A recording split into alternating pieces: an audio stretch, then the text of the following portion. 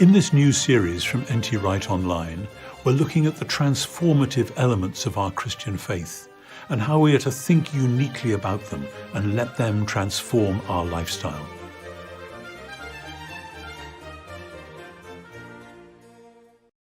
왜 성경을 읽어야 하는가? 우리나라에서 성경은 누구나 가지고 있지만 아무도 읽지 않는 책이라는 말이 있었습니다. 그게 사실이라면 비극입니다.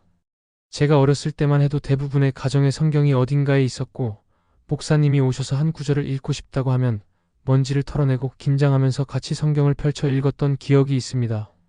오늘은 좀 더 근본적인 질문으로 성경에 대해서 말해보려 합니다.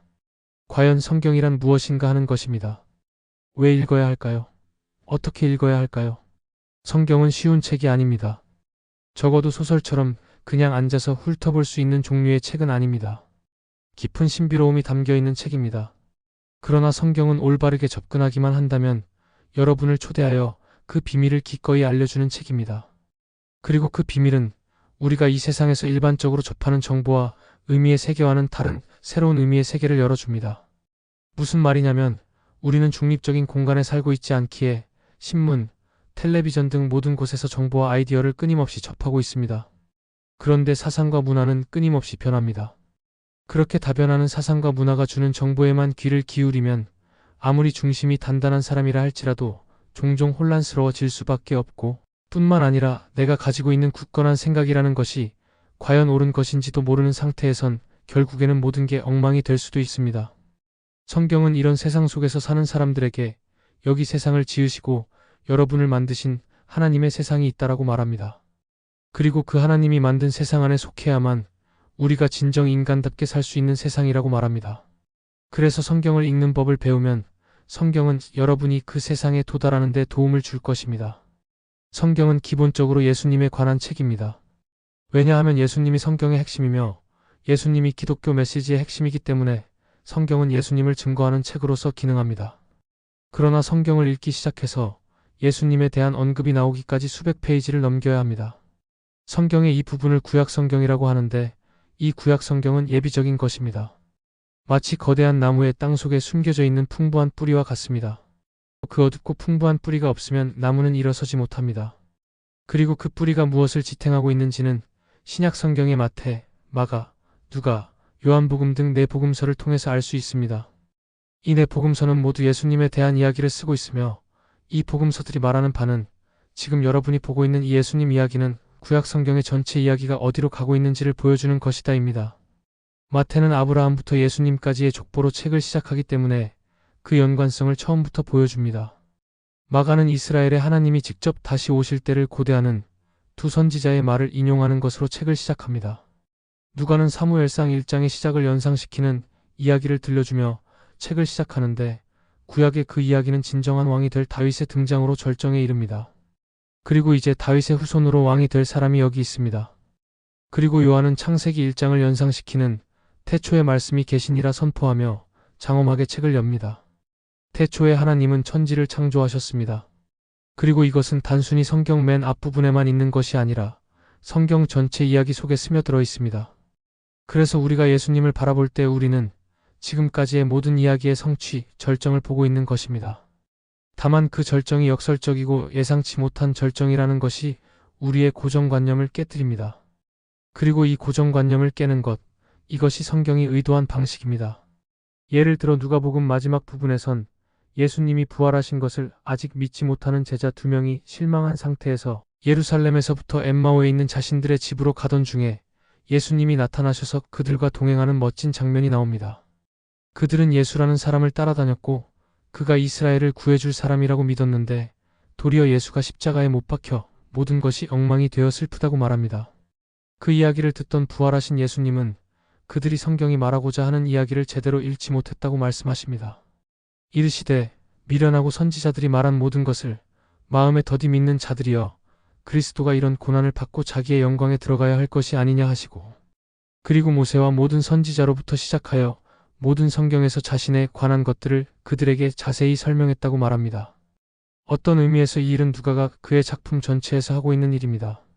즉 신약 성경 전체가 예수님과 관련하여 이스라엘의 모든 경전을 해석하고 또한 이스라엘의 모든 경전과 관련하여 예수님을 해석하는 것이 바로 신약 성경이 하는 일입니다.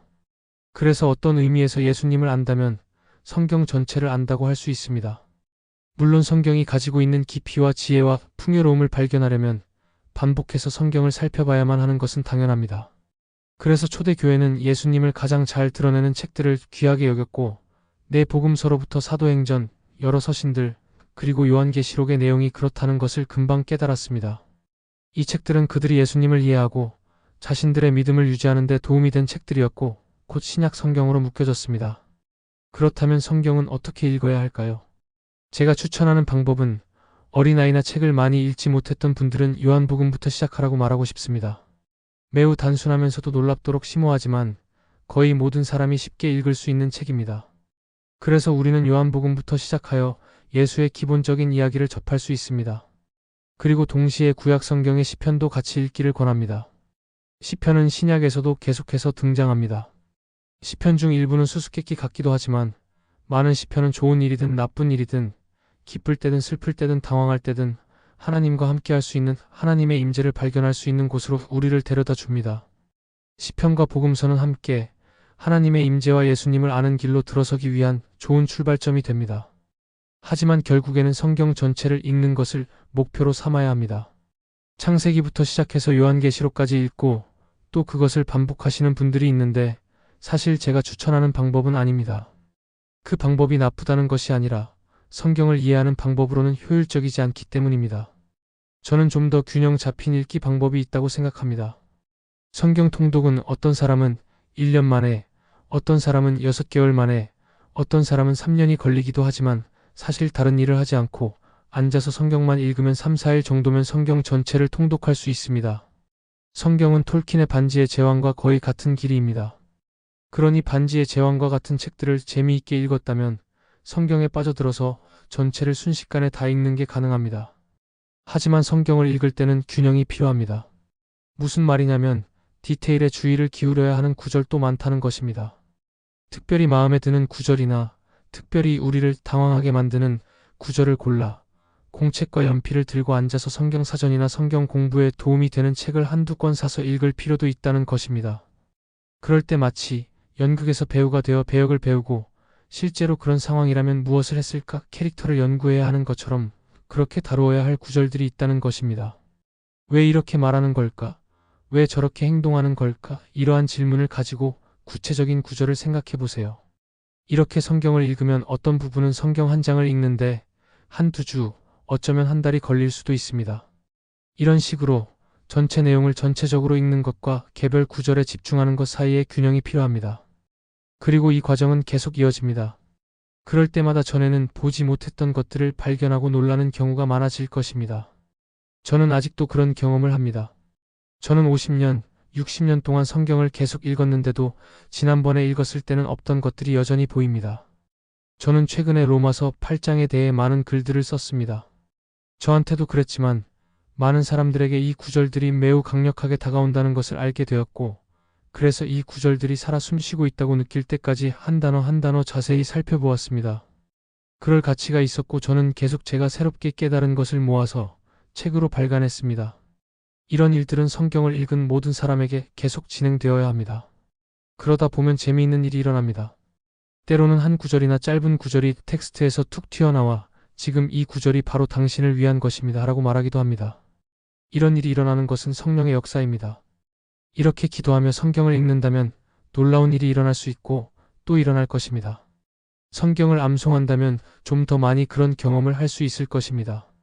어떤 분들은 쉽게 성경으로부터 감동을 받곤 하는데 그런 분들 중에는 성경을 암송하는 분들이 많은 것 같습니다. 연극 배우가 대사를 외우는 것처럼 그리고 대사를 외우는 배우가 그 연극의 전체 장면의 모든 것을 머릿속에 담을 수 있는 것처럼 성경을 암송하는 것은 매우 효과적입니다. 제가 빌립보서 전체를 외울 수 있다고 말하면 학생들은 놀라곤 합니다. 저의 특별한 능력이라기보다는 저는 연극에서 연기를 위해 대사를 외우듯이 성경을 암송했습니다. 가끔 배우들은 무대 위에서 오랫동안 연설하듯이 혼자 독백하지 않습니까? 그렇게 성경을 외우다 보니 이전에는 생각하지 못했던 방식으로 단어와 의미에 대해 생각하게 되었습니다. 제가 알려주고 싶은 정말 좋은 팁입니다. 성경 구절을 암송하는 것은 성령의 역사를 위한 모판이라 말하고 싶군요. 예수님의 초기 제자들은 우리가 신약 성경이라고 부르는 것을 가지고 있지 않았습니다. 그들은 예수님에 대한 기억만을 가지고 있었습니다. 그들은 성령을 받았으며 우리 중 누구보다 구약 성경에 대한 지식이 훨씬 더 풍부했습니다. 그리고 그들은 그것을 바탕으로 작업했고 신약 성경은 거기에서 성장했습니다. 그리고 신약 성경은 아무것도 부족하지 않았습니다. 사람들이 가끔 저에게 사실을 확인시키듯 말하는 것이 있습니다. 무엇이냐면 교회 역사를 통틀어 많은 일반 기독교인들은 문맹이어서 성경을 스스로 읽을 수 없었다는 것입니다. 하지만 초대 교회엔 많은 교사들이 있었습니다. 그렇다면 교사들은 글을 읽지 못하는 사람들에게 무엇을 가르쳤을까요? 당연하게 먼저 글을 읽을 수 있도록 글을 가르쳤습니다. 하지만 그것이 여의치 않으면 유럽의 많은 지역에서 특히 문맹이 많았던 중세시대에는 교회에서는 벽화, 모든 종류의 그림, 노아의 방주든 최후의 심판이든 사람들에게 이야기를 들려주는 그림을 통해 가르쳤고 그 중심에는 항상 예수님의 죽음과 부활을 나타내는 그림이 있었습니다. 종교개혁 당시 새로운 인쇄술이 등장했을 때는 지금 우리에게 필요한 것은 말씀이며 더 이상 이런 그림들은 필요하지 않다고 종교개혁자들은 말했습니다. 우상 숭배의 위험이 있다는 것입니다. 사실 항상 그런 위험이 있긴 합니다. 그러나 이제 우리는 둘 다 필요하다는 것을 깨달았습니다. 단어도 필요하고 이미지도 필요합니다. 이미지가 있어야 말이 살아납니다. 우리가 이미지를 제대로 읽고 있는지 확인할 필요가 있습니다. 하지만 중요한 것은 예수님에게 초점을 맞춘 성경의 전체 이야기가 핵심이라는 것입니다. 성경은 우리의 책입니다. 우리의 유산입니다. 우리가 하나님의 백성의 일원이 되고자 한다면 하나님의 백성을 하나님의 백성으로 만드는 책이 바로 성경입니다. 그러니 성경을 그렇게 받아들이고 그 가치를 온전히 읽어내기를 바랍니다.